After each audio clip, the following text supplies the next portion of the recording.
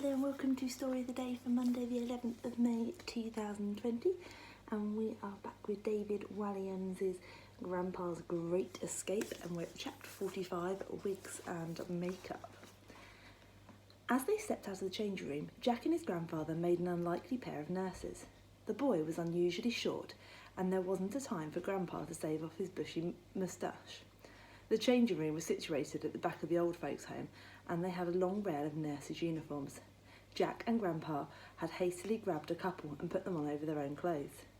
At the far end of the changing room stood a tall mirror and a table with a selection of wigs and a big box of makeup, which Jack and his grandfather had raided.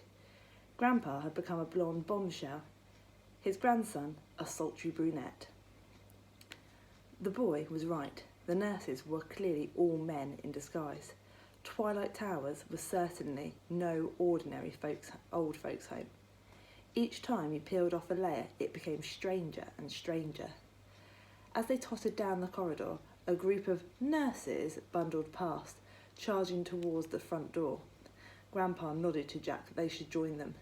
Their only chance of escape now was to try and blend in with the staff. They had to pray that they would not get stopped as they made their way along the labyrinth of corridors towards freedom. As the nurses reached the front door, Grandpa and Jack followed a short distance behind them, but just as they were about to escape out into the dark, a voice bellowed, "Stop!" All the nurses turned around to see Matron standing behind them, still wielding her souped-up cattle prod. Nurses Daisy and Blossom were flanking her. These two now had their wigs back on, but they were back to front, and they both looked even more ridiculous than before. Matron approached her army of nurses slowly, gently tapping the palm of her hand with the instrument of torture. As discreetly as they could, Jack and his grandfather shuffled themselves to the back of the group so not to be seen by her. "The rest of our inmates have got away for now, but the two ringleaders of tonight's breakout are still here, in Twilight Towers. I'm sure of it," Miss Swine announced. "I can feel it in my bones, and they are the ones that must not escape." "Yes, Matron," came a chorus of voices, all far too deeply willing. "My orders are for you to split up in pairs. You must search every last nook and cranny of this building until you find them. If you fail, I will turn my cattle prod on you," she shouted. "Yes, Matron."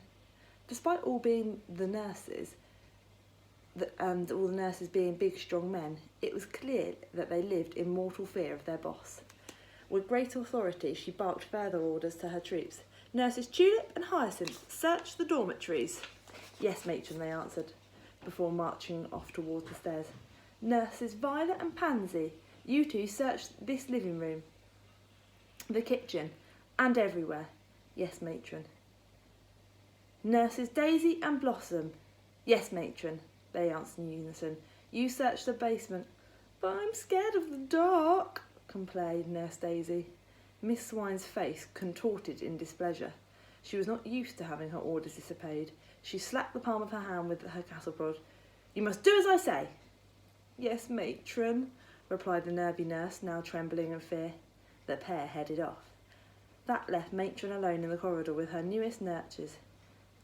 "As for you," Miss Swine was looking straight at them. The pair had no one to hide behind now. The boy was standing on tiptoes in an attempt to make him look taller. Meanwhile, his grandfather was covering his moustache with his hand, pretending to cough. "I haven't seen you two before. Who are you?" Jack put on his decent voice. "Nurses, Matron." "What are your name?" "Nurses Bluebell." "And Nurse Graham," said Grandpa, forgetting to choose a girl's name. Jack gently jabbed him with an elbow. "I mean, Gardenier." Slowly and calmly, Matron approached them.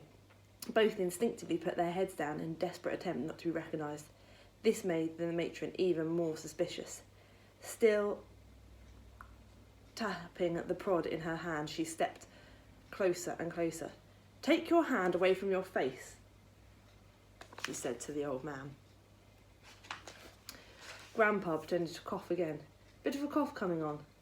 The lady brought her hand up to his.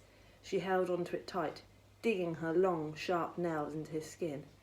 Then, with considerable force, she pulled down a hand from his face, revealing his RAF standard issue moustache. "Just forgot to pluck today," Grandpa tried. Needless to say, Matron was not convinced. Slowly but surely, she brought up her prod and moved it towards the old man's face. As she did so, a bolt of electricity shot out of the end. Grandpa gulped in terror. And we'll pick up tomorrow at chapter 46, Burned Moustache.